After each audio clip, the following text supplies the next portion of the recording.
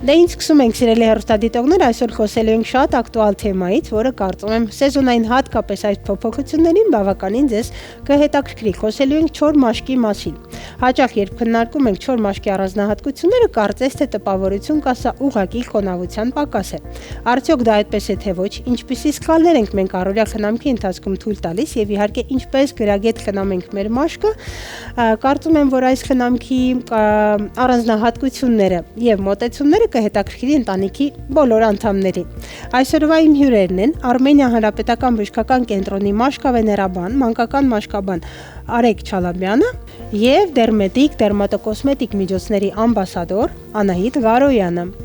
Շնորհակալ եմ շատ, որ այսօր ժամանակ եք գտել մեզ հյուրընկալվելու։ Եկեք խոսենք այն մասին, ինչու այսօր մաշկաբանները շատ հաճախ խոսելիս չոր մաշկի մասին կարծես թե ասում են, որ դա ոչ թե ուղղակի խոնավության պակաս է, այլ հենց պաշտպանիչ շերտի կամ բարիերի վնասում։ Այն ինչպես կմեկնաբանեք։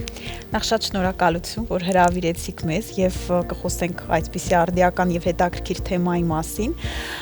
Իսկ անդրադառնալով հարցին, Ռիփսիմե ջան, նշեմ, որ այդ երկու հասկացողությունները իրանք կարծես թե այդքան էլ տարանջատման կարիք չունեն, որովհետեւ դա մեկը մյուսի պատճառահետևանքային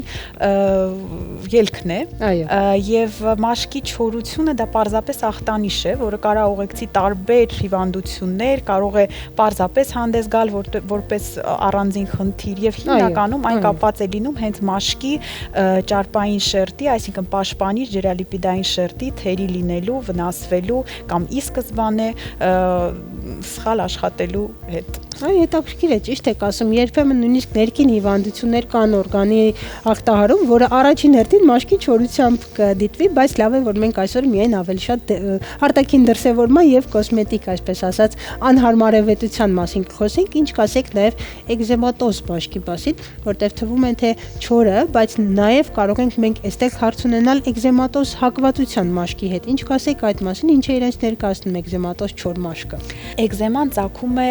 եռալ բառից եւ շատ հաճախ բուժառուները, որ գալիս են այցի, իրանք հենց այդպես էլ նկարագրում են իրենց զգացողությունները, այսինքն այրոցի զգացողություն, շատ արտահայտված սաստիկ քոր եւ երբեմն նկատում են ենթամաշկային մանր բշտիկային ցանավորում։ Էկզեման ինքը ցանավորման տեսակ է, որը կարող է տարբեր լինել, կարող է ուղեկցվել եւ չորությամբ, թեփոտմամբ, ճաքերով, ինչպես նաեւ, ինչպես նշեցի, ենթամաշկային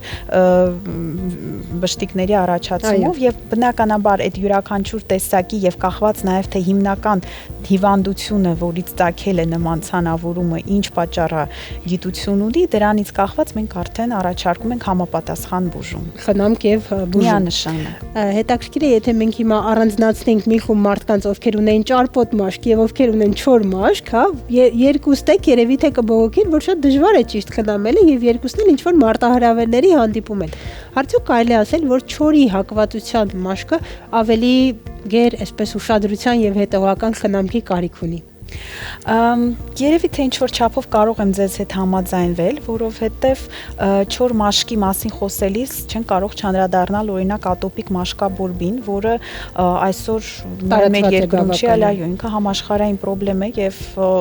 երեխաների գրեթե 20%-ը, փոքր երեխաների ունենում են ատոպիկ մաշկաբորբ, որը ուղեկցվում է հենց ջրալիպիդային պատնեշի լինելով,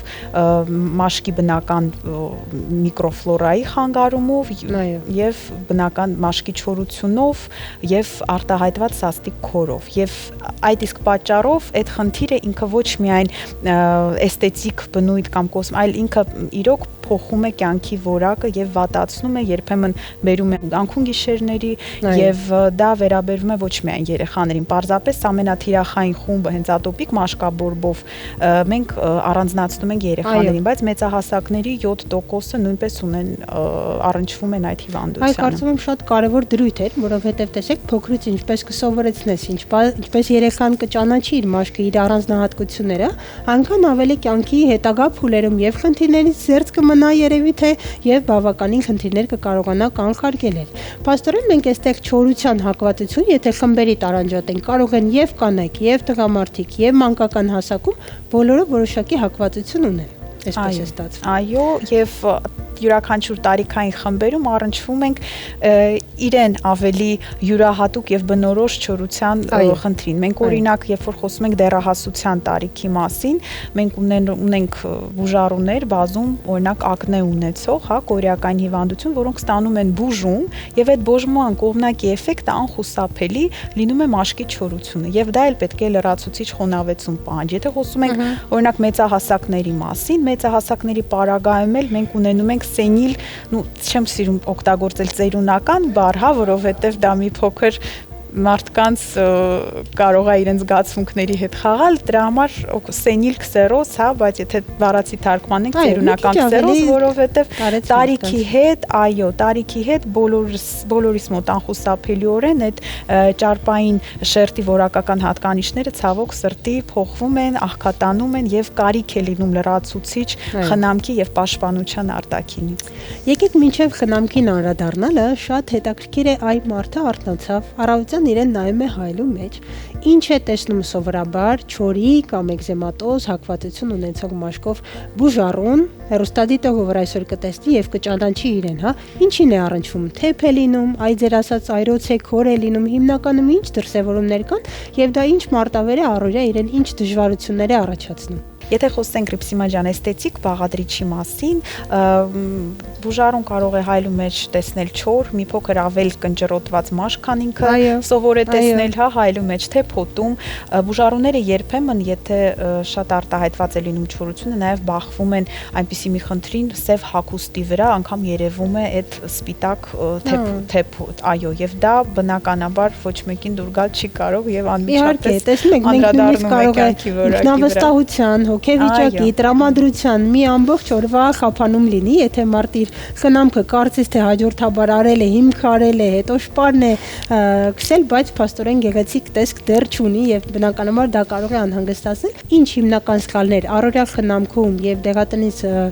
պրեպարատներ գնելիս թույլ կարող են տալ չորի հակված մաշկ ունեցողները։ Առաջին սխալներից մեկը կնշեմ այն, որ ընտրում են ոչ իրենց մաշկին համապատասխան միջոց, սովորաբար ստանդարտ միջոցներ կամ լսել են ուղղակի հա ծանոթ ընկերուհին բարեկամ օգտագործել է եւ իրենք էլ են վերցնում մտածելով որ եթե մեկին օգնել է մյուսին դա կօգնի կամ միանգամից շատ ակտիվ բաղադրիչ նյութեր պարունակող քսուկների ընտրումը մտածելով որ եթե շատ է ուրեմն լավ է բայց միշտ չի որ այս գործոնը շատ է թանկարժեք է հայտնի են չէ պոպուլյար միջոցներ են այսինքն այստեղ մի քիչ ավելի ագրեսիվ են մոտենում որպեսզի արագ արդյունք ունենան բայց փաստորեն կարող են հակառակ բուրավետիչների արկայությունը որովհետեւ սա եւս կարող է հավելյալ գրգռիչ միշտ չէ որ դա որակի մասին է խոսում եթե լավ եթե մենք առաջնորդվում ենք այն որ հոտով պետք է որոշել որակյալ լինելը կամ թե ոչ այստեղ պիտի նաև մտածենք այն մասին որ բուրավետիչները իրենք եւս կարող են գրգռիչ կոմպոնենտ հանդիսանալ եւ process-ը ավելի խորացնել շատ լավ այսինքն գնում են ունիվերսալ որը լսել են մեկ այլ անձից բայց անհատական մոտեցում չկա միանգամից մի շարք ակտիվ բաղադրիչներ են օգտագործում որ կարող է հակառակ արդյունքը ունենանք ավելի շատ նայում են արտաքին միգուցե տեսեք դուք ասում եք բույրը ես գիտեմ որ շատերին նույնիսկ ֆլակոնի գույնը փաթեթավորումը կարող է շատ գայթակղիչ լինել համաձայնեք եւ իհարկե առօրյա խնամքի մեջ ինչ կարող են սխալ թույլ տալ օրինակ ասեմ նաև այն սխալներից մեկը, որը կարող է հանգեցնել process-ի խորացման, դա հաճախակի լոգանքների ընդունումն է, եւ քանի որ մենք չենք խոսում միայն այլ դեմքի եւ մարմնի մասին, տուժում են նաև ձեռքերը, օրինակ մենք շատ ժամանակ հաճախակի օճառահեղուկներով ենք լվացվում, օգտագործում ենք տարբեր տեսակի ախտահանիչներ, այսինքն քիմիական գրգռիչները եւս կարող են առաջացնել մաշկի չորություն կամ եթե արդեն կա չորությունը, ավելի գրգռել այն Կարծում եմ այստեղ կարևոր է նաև նշել միջոցների ճիշտ ընտրությունը, ինչպես նաև դրանց ճիշտ հերթականության օգտագործումը։ Շատ լավ, հուսով եմ դրան դեռ կանրադառնանք, այ բոլորի հիմա կհետաքրքիր է որ հաջորդականությունն է ճիշտը եւ ավելի գրագետ չոր մաշկի համար, անդրադառնանք այն հարցին, ինչի առհասարակ ժամանակակից մաշկաբանությունը առաջարկում հատկապես գայուն եւ չոր մաշկի համար եւ իհարկե չմոռանանք մեր սիրելի արդեն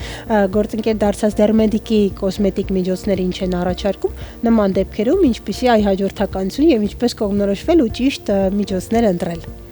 Իհարկե պետք է տարանջատենք խնդրի ծանրության աստիճանը։ Եթե մենք դիտարկում ենք հիվանդության համատեքստում, մենք կարող ենք ունենալ տարբեր աստիճանի եւ տարբեր ուժգնության խնդիր։ Երբեմն եթե մենք գործ ունենք թեթև դեպքերի հետ, պարզապես ճիշտ ընտրված բուժական խնամքը կարող է բավարար լինել եւ դա հատկապես կարեւոր է երեխաների պարագայում բուժում նշանակելիս, քանի որ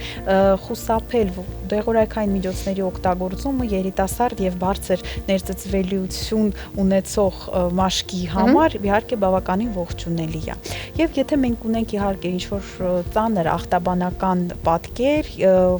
որտեղ չենք կարող միայն խնամքի միջոցներով, այսպես ասած, լրիվ հարցը լուծել, մենք արդեն ստիպված ենք համակցել եւ օգտագործել եւ բուժական, այսինքն դեղորայքային պրեպարատներ եւ խնամքի պարագաներ։ Ընդ որում անգամ երբ որ մենք նայում ենք ուղեցույցներին, միջազգային, ամերիկյան, եվրոպական, ամեն տեղ բազիսային խնամքը նույն ատոպիկ մաշկ ունեցող բուժառուների շրջանում ինքը բուժման բոլոր փուլերում պարտադիր ներառված է, որովհետև մենք խոսում ենք ոչ միայն այդ պահին սրացումը հանգստացնելու մասին, այլ նաև երկարատև էֆեկտ ապահովելու մասին, այսինքն որպեսզի բուժառուն հնարավորինս ուշ հետ գա մեզ մոտ, հնարավորինս երկար կարողանա վայելել իր անհոգ եւ գեղեցիկ կյանքը։ Այ հետաքրքիր է ինչ նկատի ունենք, երբ խոսում ենք այն մասին, որ այստեղ կարևոր արտահայտվածության աստիճանն է, արդյոք դա չորության աստիճանն է, զուգակցող այլ երևույթներ են լինում, միգուցե սխալ երկարատև խնամքի հետևանքով արդեն բարդությունների են բախվում, այդ որ աստիճանն է եւ շատ կարևոր է հասկանալ արդյոք այստեղ որոշակի խելամիտ հաջորդականություն կա քսուկների, հա, սկզբից օգտագործիր սա, եթե չօգնեց, հետո մի քիչ ավելի ագրեսիվ միջոցներ սկսենք կիրառել, կա այդպիսի բան։ Գիտեք, երբ որ խոսում ենք ատոպիկ մաշկաբորբի մասին, մենք սկիզբը դնում ենք բազիսային խնամքով, բայց երբեմն գալիս են այնպիսի վիճակով, որ արդեն իսկ պարզ է դառնում, որ միայն խնամքի միջոցով չենք կարող մենք այդ վիճակը լիովին հանդարտացնել։ Այդ պարագայում մենք համակցում ենք, այսինքն մենք ընտրում ենք եւ բուժական դեղորայքային թերապիա եւ համակցում ենք իրան բազիսային խնամքի հետ, որը կարեւոր է, որովհետեւ միևնույն է բարիերային այդ թերի լիները, բարիերային ֆունկցիայի վերականգնումը ինքը անկյունակարային է եւ շատ կարեւոր է մաշկի չորության, ատոպիկ մաշկաբորբի ժամանակ, այնպես որ առանց դրա Շատ կարևոր է փաստորեն ակցենտավորել, որ դերմատոկոսմետիկ միջոցները փաստորեն մասնակցում են մի կողմից եւ բուժման այդ սխեմաներին շատ ակտիվորեն, շատ ալգորիթմերի եւ սխեմաների մեջ կարող են ներգրավել, բայց եւ առօրյա խնամքի մի մասը կարող են դառնալ, այսինքն եթե մարդ գիտի, որ ինքը հակվածություն ունի չոր մաշկի, կարող է հանգիստ գնալ դեղատուն, Անահիտ ջան, հարցեցիք, գնա հանգիստ դեղատուն եւ գնի օրինակ խոնավեցնող որևէ շարք, այլ խնդրեմ նույնիսկ անվանական ասեք որոնք եւ ինչու։ Սիրով Պրիպսմե ջան, շարունակեմ միտքը, որ դերմատոկոսմետիկ միջոցները այլ սովորական միջոցներից տարբերվում են նրանով, իսկ դերմետիկը դերմատոկոսմետիկ միջոցների շարք է, որ արտադրվում է տեղագործական ընկերության կողմից։ Այո, սա կարևոր է, անցնում է կլինիկական հետազոտություններ, տրիխոլոգիական, մաշկաբանական, ակնաբանական հետազոտություններ, արտադրվում է բոլոր եվրոպական ստանդարտներին համապատասխան եւ սա եւս շատ կարեւոր, այսինքն յուրաքանչյուր պրոդուկտ արտադրության սկզբից մինչև վերջ անցնում է բոլոր այս հսկողության этаպները։ Եվ դերմատիկը ինչով է տարբերվում այլ կոսմետիկ միջոցներից։ Դուք ճիշտ նշեցիք, որ դերմատոկոսմետիկ միջոցները օգտագործվում են ինչպես դեղերին օժանդակող միջոց, ավելի լավ եւ արագ արդյունք ունենալու, ինչպես նաեւ ստացված արդյունքը կայուն երկարատև պահպանելու համար, այնպես էլ առօրյա խնամքում կանոնավոր օգտագործման համար, որովհետեւ կանոնավորությունը այստեղ շատ կարեւոր կետ է, որը պետք է պահեն պացիենտները։ Կարելի ասել երկարատև արդյունքի նույնիսկ գրավականն է։ Եթե խոսենք շարքերից, այ կնիքը արդեն հասկացա, տեսեք, մեծ առավելությունը, երբ այդ dermatologic approved-ը, հա, անգլերեն ասած, այդ հաստատումը կնիքը ունենք, այս դեպքում ինքը բոլոր этаպները, ինչպես դուք ասեցիք, անցնում ենք։ Ինչ շարք է այս դեպքում կորտրվում եւ ինչու։ Չեմ ասում շատ բաղադրիչների մեջ խորանակ, բայց չոր մաշկը ինչի կարիք ունի վերջի վերջո։ Այդ խոնավությունը ինչի հաշվին ենք ապահովում։ Շատ հաճախ մաշկային հիվանդություններ, որոնք ուղեկցվում են արտահայտված քորով, այրոցով, կարմրությամբ, մաշկի ձգվածությամբ, թեփոտվածությամբ, ինչու ոչ նաև ճաքեր են առաջանում։ Այս դեպքում դերմետիկը խորհուրդ է տալիս ցիկատոպի շարքը, որը պարունակում է ցիկալինում արտոնագրված պատենտավորված կոմպլեքս, սա եւս շատ կարեւոր է, այսինքն եթե մենք ասում ենք ցիկալինում, դա բնորոշ է միայն դերմետիկին, որի կարևոր բաղադրիչը կտավատի յուղն է։ եւ այն հարուստ է օմեգա 3, 6, 9 չհագեցած ճարպաթթուներով եւ կտավատի յուղը հայտնի է իր հակաբորբոքային հանգստացնող հակաքորային ազդեցությամբ, ինչպես նաեւ մանրեների աճը ընկճելու հատկությամբ։ Ինչի պարագայում այս միջոցների շարքը կարող է օգտագործվել նաեւ պարկելախոցերի կանխարգելման եւ բուժման համար։ Ցիկատոպի շարքը նախատեսված է ատոպիկ դերմատիտիս տուժած մաշկի պսորիազով պացիենտների եւ արդեն նշեցի պարկելախոցերի կանխարգելման համար։ Մյուս կարևոր բաղադրիչները այ բժիշկը խոսեց հիդրոլիպիդային բարիերի կարևորության մասին եւ երբ որ այն խանգարված է լինում, հա մեր պաշտպանական հատկությունները ոնց որ նվազում են։ Կարևոր կոմպոնենտներից ուզում եմ նշել, որը ցիկալինում պարունակում, դա բետա-գլյուկանն է, պոլիսախարիդներ են, որոնք որպես իմուն տրեյներ են հանդես գալիս եւ իրենք բարձրացնում են այդ պատնեշի պաշտպանական ֆունկցիան, ինչպես նաեւ իջեցնում են մաշկի հիպերակտիվությունը, ինչը որ բնորոշ է սովորաբար օրինակ ատոպիկ դերմատիտով պացիենտների։ Մյուս կարևոր բաղադրիչները դրանք ֆիտոստերոլներն են, իրենք բուսական բնական ծագման միջոցներ են, որոնք լրացնում են այդ առողջ լիպիդային շերտը, բարիերը, նվազեցնում են գրգռիչ ազդեցությունը, ինչպես նաև խթանում են մաշկի նորմալ միկրոբիոմի պահպանմանը։ Ահա։ Ինչպես նաև տարբեր տեսակի փափկացնող եւ խոնավացնող միջոցներ, ինչպիսին է գլիցերինը, շիի եւ կակաոյի յուղը, որոնք դրսևորում են նաև վերականգնող ազդեցություն, հանգստացնող, հարթեցնող եւ ապահովում են երկարատև այդ խոնավության եւ փափկության զգացումը։ Եթե մենք խոսում ենք ուղղակի չոր մաշկի մասին, օրինակ էսթետիկ տեսանկյունից, մաշկը առազգական չի, փայլուն տեսք չունի եւ մենք ուզում ենք ունենալ այդ էֆեկտները, ապա միանշանակ կարելի է օգտագործել հիդրոին շարքը։ Հիմքը հիալուրոնաթթուն է, որը ունի խոնավեցնող ազդեցություն, ինչպես նաեւ բարձրացնում է մաշկի էլաստիկությունը եւ հաղորդում է մանր կնճիռներն է հարթում, չէ՞, որոշակիորեն շատ լավ։ Ես ուզում եմ մի շատ կարևոր հանգամանք եւս նշել, դոկտոր ասեց, որ մենք ուզում ենք